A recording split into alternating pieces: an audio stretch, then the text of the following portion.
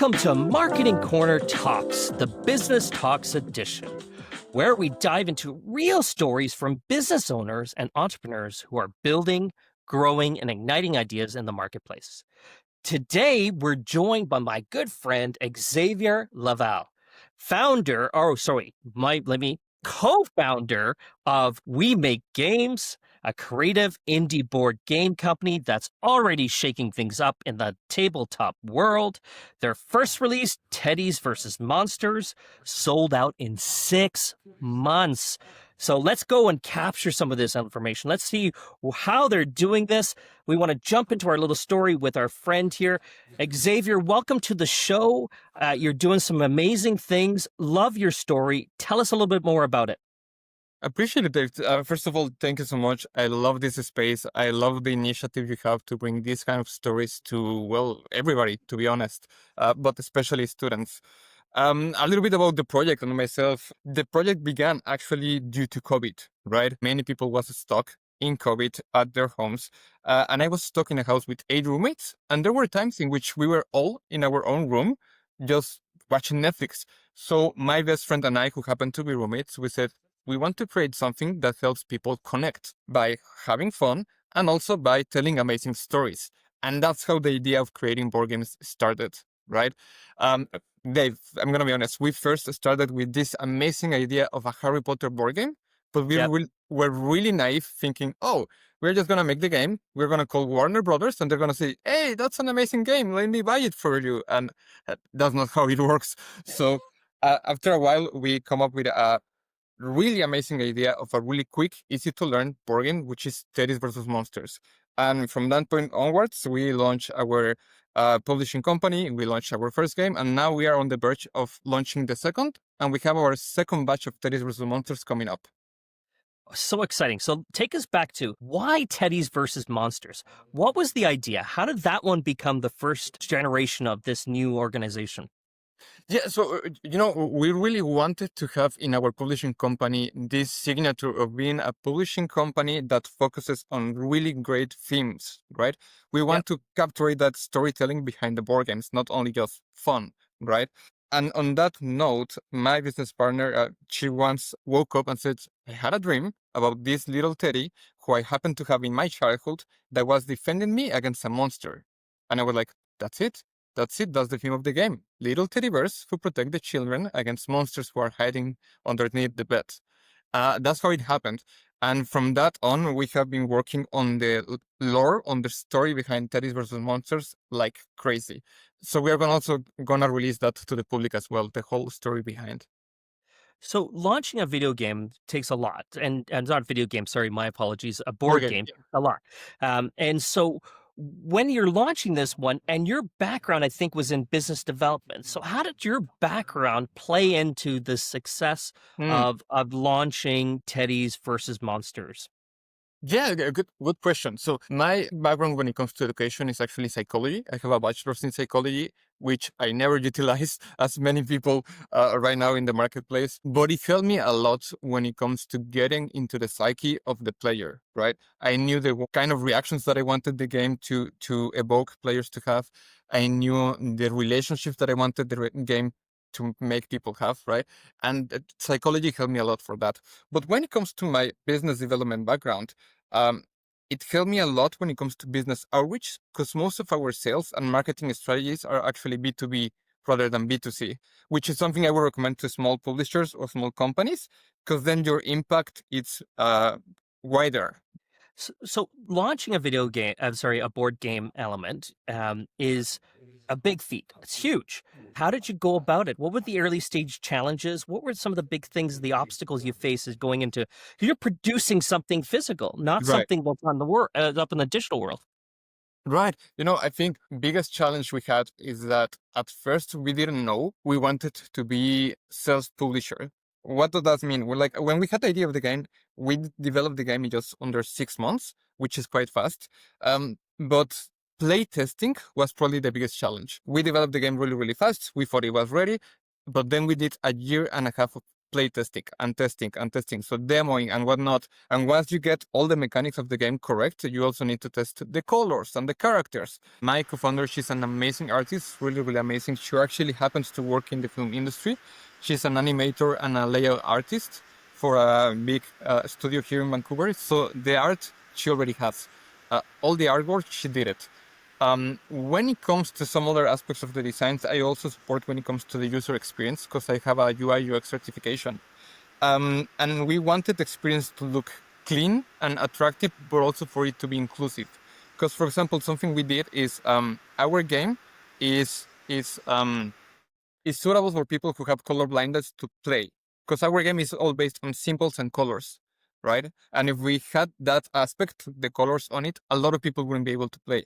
So we added some patterns on the corner of our cards so that people with color blindness would identify the different colors, but with patterns. That's why we did so much playtesting and playtesting and playtesting to see that we got the colors and the patterns and the playability and the cleanness right. That's why we had a year and a half of playtesting and only 6 months of development of the actual game, right? So it's a lot of testing that I didn't know it needed to happen. So the first one was that, keeping records of all of that, how to do it, where to get the playtesters, right? I think that was the big first challenge. And the second is that we didn't know that in order to publish a game, we would need to have a full company behind us. We just thought, oh, we're going to be game designers. No. Now we are entrepreneurs because in order to actually have the game into the market, we need to do all the accounting and the logistics and the shipments. And it's crazy the amount of things that is behind just one board game. So, so when you're going through this journey and you're identifying these challenges and learning as you go, because as an entrepreneur and as a marketer, you're always constantly readdressing, reassessing, trying to figure out, oh, is this what they want or is it this what they want? So, what were some assumptions that you thought, and what actually came through and what didn't come true? I think first assumption we had is that our game would be suitable for avid board gamers, so people who play board games usually. And it happens to be that is not the case. Most of the people who like our game are people who usually don't play board games, right? And we didn't expect that. We thought that if we market to board gamers, we get sales, and it didn't happen. Dave, we spent a lot of money targeting the wrong audience because we didn't do research prior, right? Yeah. So we lose money, and then suddenly I came to the conclusion like, okay, this is not our target market. So then who is? And we figure out later on that our target market is casual players, people who every now and then, every 2 months, they play Uno or Monopoly, right? Casual games. And that difference was huge because we were marketing for the wrong audience for so long, Dave, so long. That was a big mistake. And lessons learned, but hey, fast forward, you sell out in your first print in 6 months, which seems like an incredible feat for this element. So take us through that. What were the drivers of that? What were the channels that you used? How did you get out there? How did you get that success? Well, so we needed to pivot because at first, as I mentioned, we were trying to get avid board gamers, and we were trying to get them via what today are mainstream marketing strategies, usually digital. So TikTok and Instagram and Facebook ads. It happens to be, Dave, that at least for this industry, traditional marketing, it's really important. And we didn't know. So when we realized that our ads were not working and our social media was not as good, we said, okay, what we need to do is to go to events. So we went to a lot of conventions. We made a lot of hangouts, flyers. We talked to a lot of people. We did a lot of collaborations. So traditional marketing rather than digital marketing. And then we combined, right? First, we got the first interaction with people with traditional marketing. And through that, we send them to a digital funnel, right? After the first connection was traditional, which is something I didn't expect either. I was preparing all my strategy on mainstream marketing, digital marketing. We spent $5,000 in ads with almost no return, and we knew that something was not right. The issue here is that most of the key decision makers in the industry, whether that is manufacturers, whether that is distributors, retailers, they are not Gen Z, they are not millennials, they are older generation. And once one of a retail owner told me, most of the games I buy, I see them first in a physical magazine that I get to the store that is just for board games that are about to publish, and I pick one. And I was like, there's a magazine for that? And I knew that we needed to try traditional marketing. So that's why a lot of in-person events, a lot of handouts, a lot of in-person demoing with retailers, right? So yeah, that's how we figure out by learning through our mistakes. And now we're trying to do a combination of both, right? We need to do B2B traditional marketing to try to get the attention of retailers and distributors, but we need to do digital marketing for millennials, Gen Z, and whatnot, right? To have the demand so that they also want to buy the game. This is beautiful because we talk about in marketing, we talk about outbound versus inbound marketing, Mhm. push versus pull marketing. And this comes into this element of this application. We hear this theory of this idea. How does this then transcend into, having success in the market? So from going from outside elements of using things that are not digitalized and moving them into a digitalized, more inbound approach, what a brilliant direction. And again, leading towards more success in reaching those customers. So, but one of the big things that I love to talk to students about is about storytelling, because Mhm. brand is really built in storytelling. What is the message of the brand? What's the story? So when you're making these games and making this one, like, what is the story, the brand identity that you're trying to tell? I think there's two aspects to this. One we didn't expect, which is, and it's really important. People love to see people do a journey that they maybe want to do. So both the entrepreneurial journey and designing a game, it's something that many people is interested in. So whenever we start showing the game, people were asking a lot of questions, not about the game per se, but about the Yep. process. And with that, by default and almost by accident, we did inbound marketing, because then we start doing content for those people, like, hey, this is how we are doing this. This is the tips that I can give you. This is the context you need in order to get a manufacturer, right? And that helped a lot. So that's one of the personality of the brand is around, first of all, educational towards the audience. Um, and the second now is storytelling. Whenever we tell people about the game and Teddies versus Monsters, they're always like, oh, that's an interesting story. Tell me more. And they always want to know more about the idea and the lore behind the game. And that's something that we didn't plan at first, but people start, because they start asking, we said, we have something here, and we took advantage and we pivot again towards that. So the reason why we start writing the lore of the game is because when people saw the name of the game, the first thing they told us like, "Oh, you could do a role playing game like a Dungeons and Dragons, in which people play as one of your characters and they go into a campaign." And when we thought about that, we said, okay, in order for us to do that, we first need to legally be protected when it comes to our intellectual property. And in order for us to do that, we need to write a lot. So I'm literally writing right now a book on the Teddy vs. Monster story that at first is not going to be available to public, even though it's going to be published. We are not going to sell it, not promote it. The only purpose, the whole purpose, is to protect the IP. After we have the IP protected, we can talk about the lore, we can develop new games, everything we want. So right now I'm writing the lore of the game. How do we do it? Um, Everything comes based on the experience of the game. Because in our game, teddies are literally fighting monsters. That's the topic behind the lore. So we thought to ourselves, why would teddies, in which world would teddies need to fight monsters? And we are developing the whole story to answer that question. I love it, my friend. And then, so what channels do you think were the best for you? Like, which ones? Social, influencers, conventions? What turned out to be the best ones for you? In-person events for sure. Our conversion rate, whenever we showed the game to someone, it's around 75%, which is Wow. super high, something you would never get in ads. So in-person events, either we organize them, we go to conventions, we go to local gaming stores to showcase our game and do demos. Those are the best, right? Um, Online, our own social media did that good, but influencer marketing, it was quite decent. The problem was, for a small company like us, we only selected few influencers that had a really big audience, which was great impact. But then we didn't have the budget for more, so we did a lot of giveaways to influencers. We sent them the game for free, micro influencers, in exchange for a review of the game, and that also worked way better when it comes to conversion rate than the macro influencers. When I say micro, I mean small accounts that are usually just starting to create content, or they have been creating content for a while, but they don't have more than 2,500 to 4,000 followers. So that for us is micro, but it also depends on their conversion rates, right? In many occasions, micro influencers, they have better engagement than macro by a lot. But macro influencers, so we work with this influencer that has 1.5 million followers. For us, his engagement rate was 2%, which is still great. It's a lot of views. It has a lot of likes. It was a lot of sales. But the engagement rate was way better with micro.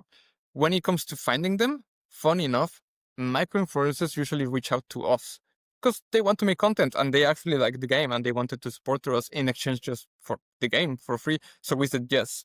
When it comes to macro, we were doing research with our competitors. Who are they working with? Which are best? We did our research on best engagement rate versus conversion rate, and that's how we decided who to work with. As for pricing, the pricing is established based on the market, right? We worked with a couple of macro influencers that were actually managed by this really big company that manages talent. So they have a lot of influencers in different industries, and we needed to deal with this company as a middleman, and they put the price. And based on that price, I think the rest of the influencers also set the price.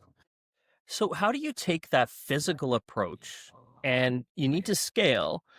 Vancouver is not a very big place, and you want to scale beyond Vancouver to other areas across the country and into other different global markets. How do you take that physical? Because if they need to touch and feel it or do it, how do you transform your marketing and messaging to be able to give people that exposure? But that's a really big challenge we have, and something we have been doing. It's we try to get in touch with people from maybe abroad, U.S., Mexico, Spain, for example. We're getting in touch with people who are either fans of board games or who are also publishers, the small publishers like us, and we partner with them so that if they are going to a convention in Spain and we are not there, we pay for part of their expenses in order for them to also showcase our game side to side to their game, right? So that's a way that it's a 50-50 relationship. They win, we support them with their expenses, and we share our audience as well.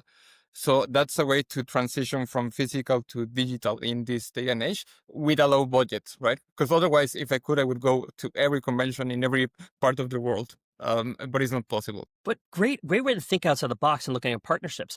And is there anything like a meetup for games where you can provide your board game to meetups and they can play it? You're gonna laugh really hard about this, but there's even a cruise. You can go on a cruise that it actually departs from Vancouver that is only for board games, from here to Alaska playing board games. So yeah, there's so many. So something we didn't know also before is whenever we heard board game convention, we thought the point of the convention was just to go and play games, but apparently there's different types of conventions. There's conventions for board gamers to talk to retailers, board gamers to talk to publishers, board gamers to talk to the final consumer, and there's even conventions for prototyping. So testing your game, testing your new Yeah. idea of the game, right? So the next approach is you're going through your next growth stage. What are Yeah. some of the challenges you're facing, and how are you overcoming them, or how are you facing them, or how are you addressing them? Funny. So happy problems, Dave. Because we sold out so quick and we didn't expect that, we didn't have our second batch of games ready. And because of that, right now we had not a couple, a lot of people asking for our game and we cannot fulfill the demand, right? So the challenge is that we might lose momentum because we didn't have the games on time. So in this industry, timing and playing with your timing, it's so important. So important timing and budget, right? Because also if I invested all my money in in the get-go, to have more games, I don't know if that would be sustainable, right? So it's a really delicate balance between, do I spend all the money? Do I bring all the games? Should I pause? We are still figuring out how to do that. So when you're going to market and you're doing mostly what I understand you're doing is more direct to consumer marketing or direct to consumer sales, are you using any other channels such as Amazon, or have you even thought about even getting into retail partnerships? Oh, actually, most of our sales are retail. It's business to business more than Yeah. business to consumer. Having a low budget as a indie designer means that you need to stretch a little bit, right? And because the conversion rate doing ads and whatnot was not the best, we decided that the best was to partner with distributors. So we pitch our game to distributors that then if they like the game, they pay you for your game and then they sell it to retail. There's different ways to work with distributors, right? they can either work with you based on concession. That means that you send them some games, I don't know, 400 games, for example, and then they try to place the games. And if they don't sell, they give the games back to you and nothing happens. If they start to sell the games, they will then give you a commission for every game. Sorry, you will give them a commission for every game they sell. The commission for them is lower compared to if they buy the games. So the other alternative is, instead of me borrowing 400 games to them, they buy 400 games, but their margin is bigger, of course, right? So a good way to start also working with distributors, especially if you have no sales, is offering the concession deal first, because there's no risk.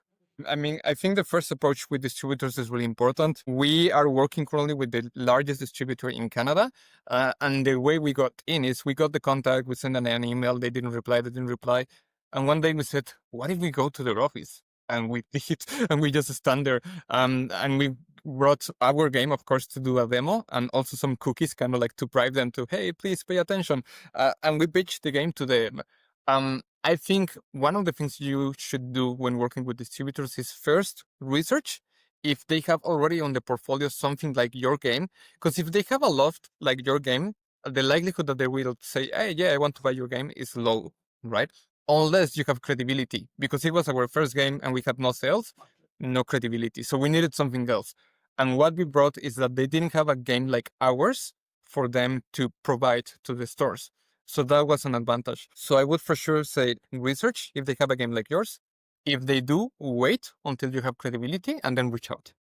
As for the moment, we have purchase orders from distributors in Mexico and Spain who are waiting for the game in order to fulfill orders, right? So that's what we're doing. We're doing a lot of business to business through distribution. So that leads me to another question, my friend, because one of the things when you think about is that when you go in, you're diversifying your market, and we're talking about the place in the 4 P's of marketing. You come down this pathway of going into other countries and other languages. How do you transcend the game and offer it in different languages in order to meet the new market demands? Yeah, that's a big challenge because each country might have, for example, Europe has different requirements for you to have the box in a certain way other than Mexico, for example. It just happens to be that you can prepare your box to be ready for Europe and you just take it also to Mexico, right? But you're right. Right now, the first challenge we had is that we needed to translate the game. Even though our game is really easy and the game itself, the mechanics, they have no language, it's all images, symbols. The rule book, the box, the back of the box, all of that needed to be in Spanish.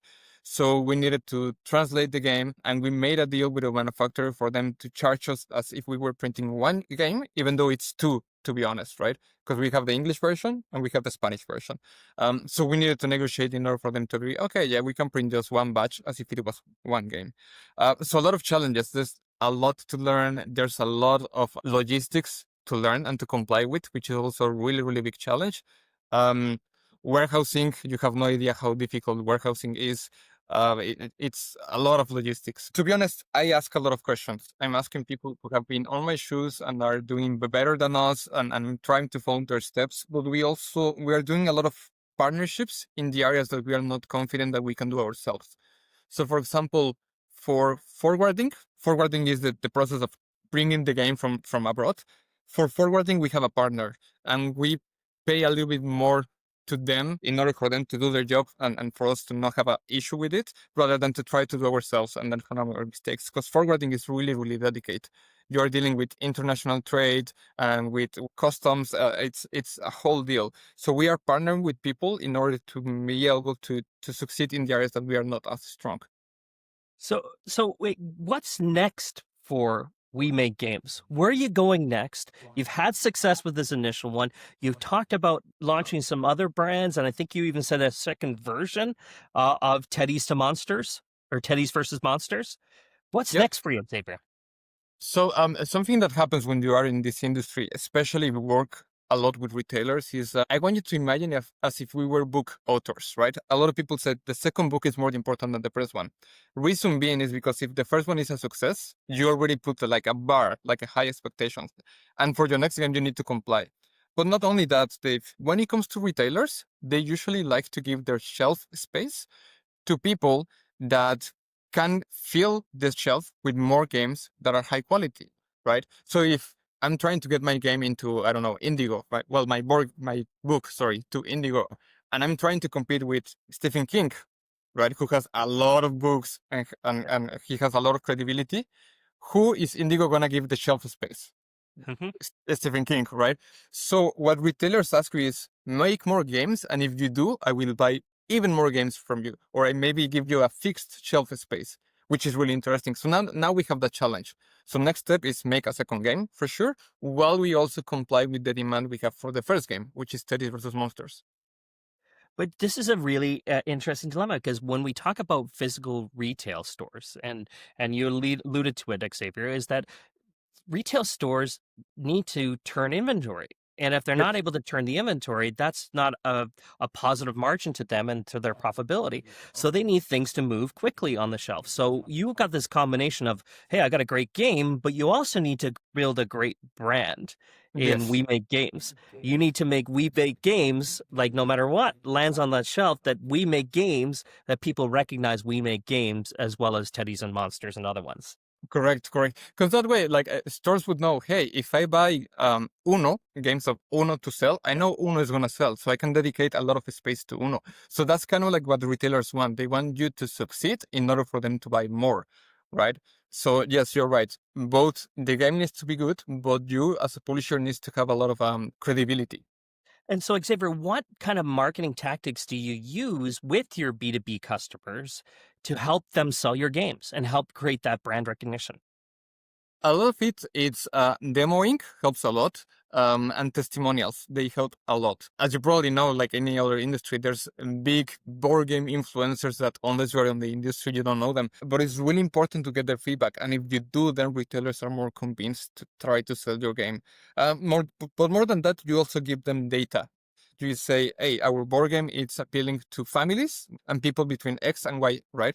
Um, the playtime is this and the shelf space is this, right? So that's also important. My game is small, so I don't use a lot of your space. So therefore, you might be more willing to bet on my game because it's not going to use a lot of your space, right? So that's also really important. As a matter of fact, the second version of Teddies versus Monsters, we are going to modify a little bit so that the box is smaller just for retailers. We didn't know this before, but now we do. So we are optimizing everything so that retailers are happy with the box. So, Xavier, if you were to look back in the journey so far, and everything that you've learned as We Make Games and even Teddies versus Monsters and any future games that are coming our way, looking back, what is the biggest lesson you and your team, your co-founder have learned since launching We Make Games? I think biggest lesson is you need to build a community behind your game, your brand, your publishing company, because the community is what is going to help you succeed. 100%. If we have known this from the get-go, we would have done this way, way earlier, right? But getting your audience involved in your process is something that people like a lot now, right? Those brands that have no face are something from the past. Most brands now want somebody to represent them, and people want to connect with that, and they also want to help in the process, right? Sometimes we ask our audience on Instagram, hey, do you want this logo, this color or this color? And they like to do that, right? So if I knew, I would have done that from the get-go. I love it, my friend. So, and again, one of the questions I always like to ask is what advice would you give to other entrepreneurs looking to launch something in a creative space like this and a competitive space? First of all, do it. Don't overthink it. And there's a lot of learning you can do in the process. Um, and you can ask a lot of questions and a lot of people will reply. That's something that surprised me. I thought that because at the end of the day, I'm competing on the same market with other distributors and designers and publishers, they wouldn't answer my questions, but they actually do. They want you to succeed. They want the industry to be uplifted and they help you out. So don't be afraid to ask questions. That would be the first one. Don't be afraid to just try and learn in the process. And the third one would be document everything you do because that is going to help you one, learn, and second, create that community that I'm talking about, right? So document everything you do, share it on social. Don't think too much about it. You can share a super casual video on your phone and share it to your audience, and that would be more than enough. I love it, my friend. I'm a big passion of doing, and doing is everything. So putting it into action. So, hey, listeners out there, here's your challenge. If you're advising Xavier and his team, his co-founder and himself at We Make Games, what would you do next? How can a small creative brand scale sustainably while competing against big publishers out there in the market?